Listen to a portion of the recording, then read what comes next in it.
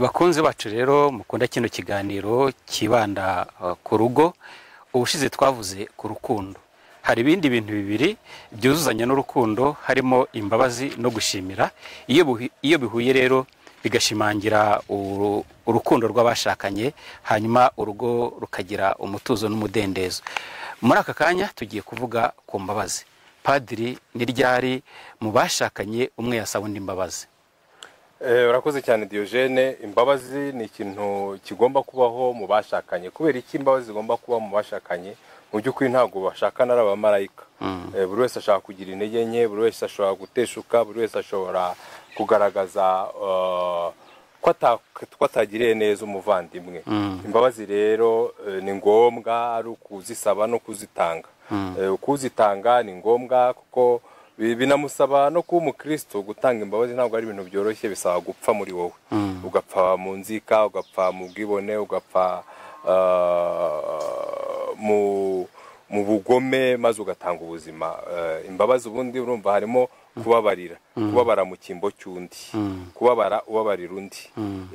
Urumva rero igihe cyose umuntu ashobora gusaba imbabazi. Gusaba imbabazi bisaba guca bugufi. Nta muntu usaba imbabazi areza agatuza. Niyo mpamvu rwose tugomba kudusaba guca bugufi kugira ngo twakire izo mbabazi, kandi tunagaragaze ko tuzihaye agaciro, duhindura imigenzereze, duhindura n'imyifatire. Igisubizo rero natanga ku kibazo wumbajije, igihe cyose umuntu yakosheje ni ngombwa gusaba imbabazi. Igihe cyose umuntu yakosherejwe ni ngombwa gutanga imbabazi. Hari imico imwe n'imwe, cyane cyane nko ku bagabo, wumva ko kuba yasaba imbabazi uwo bashakanye ari nko kwicisha bugufi cyangwa se nko gusuzugurwa. Twamubwira iki? Nibyo koko guca bugufi abagabo birabagora kuko nta naho wenda baba barabyigiye. Umuco wacu ukunda gushyigikira abantu mu mafuti yabo, ndavuga ngo amafuti y'umugabo nibwo buryo bwe. Ariko ubundi ibyo ngibyo twagakwiye kubirenga nk'abakristo, tukumva ahubwo ko ubugabo butisubiraho bubyara ububwa. Birumvikana rero mu muco wacu nk'abanyarwanda ntabwo twigize twiga gutanga imbabazi cyangwa se gusaba imbabazi abo twahemukiye igihe ari ngombwa, kandi igihe tugomba no kubikora, kuko tutigeze tubonana.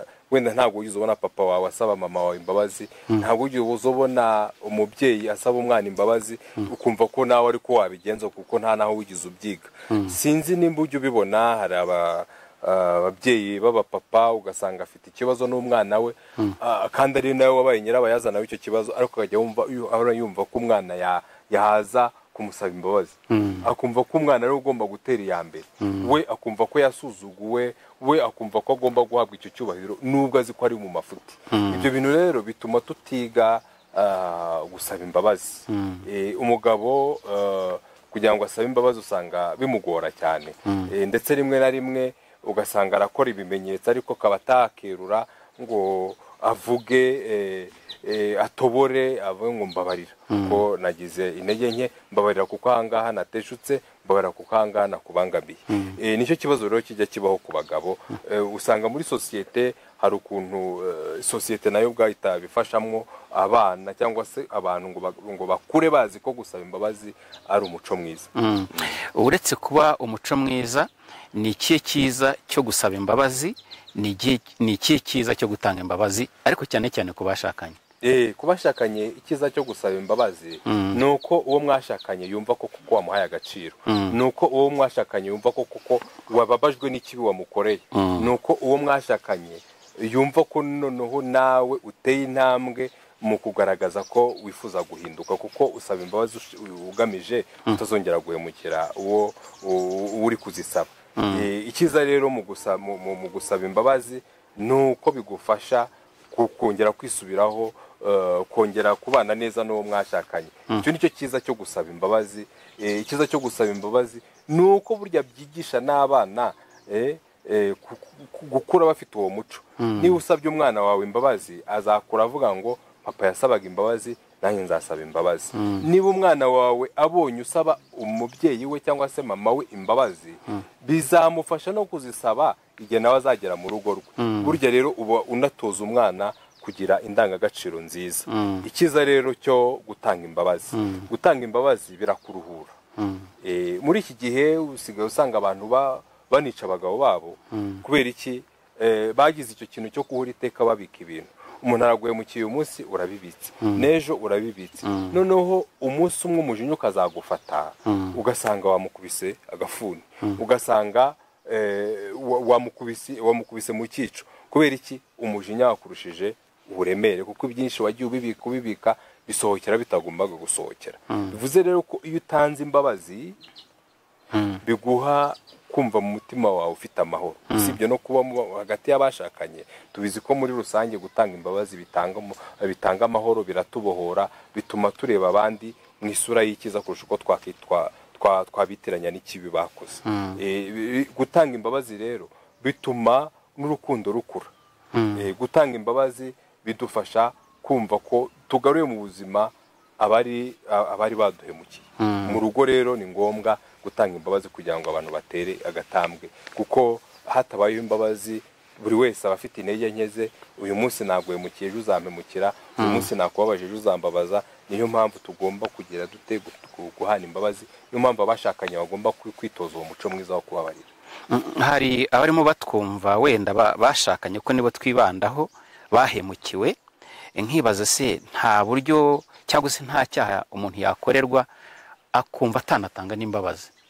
Ubundi mbere na mbere nicyo kintu kibanza kutuzamo, kuko gutanga imbabazi nubwo abantu benshi basigaye babyita ikimenyetso cy'intege nke, wabuze uko umemukira none ukumbabarira, cyangwa se wabuze uko nawe wanyihimuraho none ukumbabarira. Ubundi imbabazi ni ikimenyetso cy'ubutwari, ni ikimenyetso cy'ubutwari, nta nubwo ari ikintu cyoroshye. Imana igomba kubigufashamo kuko nta wababarira kubwe, sibyo? Imana igomba kubigufashamo. Icyo gihe rero iyo wababariye ubasha kugaragaza ko uri umukristo, kandi noneho nta kintu ubundi ukatagakwiye kubabarira, kuko nawe Imana ikubabarira ibintu byose. Nuko ibintu byose ntabwo binganya uburemere.